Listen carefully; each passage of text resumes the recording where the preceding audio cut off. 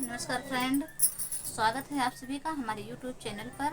और हम एक छोटा सा बहुत प्यारा सोहर गीत प्रस्तुत करने जा रहे हैं। आप सबको कैसा लगेगा कमेंट में ज़रूर बताइएगा, और हमारा वीडियो अच्छा लगे तो हमारे वीडियो को लाइक कीजिएगा, हमारे चैनल को सब्सक्राइब कीजिएगा प्लीज़। छोटी नीरानिया शीतल रानी गोड़ावा घूंघूर सोहै गोड़ावा घूंघूर सोहै हो मैया ठाड़े जमुनावा के तीरे तके वाटापू कारई तके वाटापू कारई हो।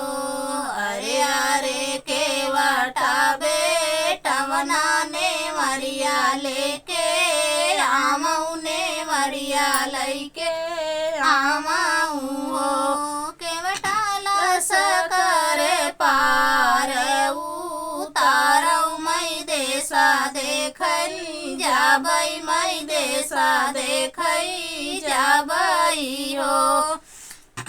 मैया तू काऊ देसावा का देखबू तो देसावा जरी गाए देसावा जरी गाए हो।